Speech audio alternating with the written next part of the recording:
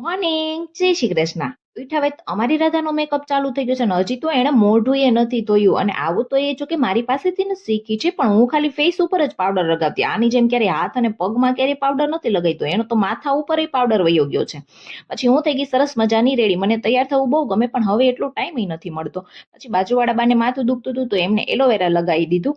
અને પછી ભાઈ બધા વાતો કરવા વર્ગી ગયા હતા ને તો 2 કલાક ત્યાં ને ત્યાં નીકળી ગઈ હતી. પછી આ બજરંગબલીના દર્શન કરીને અમે પહોંચી ગયા મારા મામાજીના ઘરે. મામીજી કહે છે કે વહુ બેટા ભલે પધારે, પણ પેલા રોટલી બનાવો, નકર ખાસું હું. અને આ દૂધ ફાટી ગયું હતું ને તો મેં એનું પનીર બનાવી નાખ્યું. પછી જઈ માતા પણ જમવાનો શોટ લેતા ભૂલી ગઈ હતી.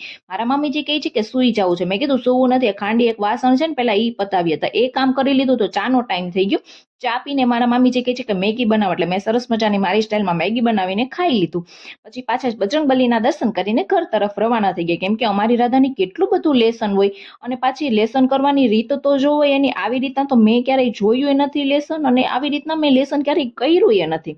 પછી સરસ મજાની રોટલી બનાવીને બહારથી શાક મંગાવી લીધું તો ભરપેટ જમી લીધું. અને અમે નીકળી ગયા અમારી રાધાની ફેવરિટ પ્લેસે. અમારી રાધા જ્યારે 7 મહિનાની હતી ને ત્યારથી લઈને અમે અત્યાર સુધી રેગ્યુલર આ પ્લેસે આવીએ છીએ. અમારી રાધાને અહીંયા મજા પડી જાય.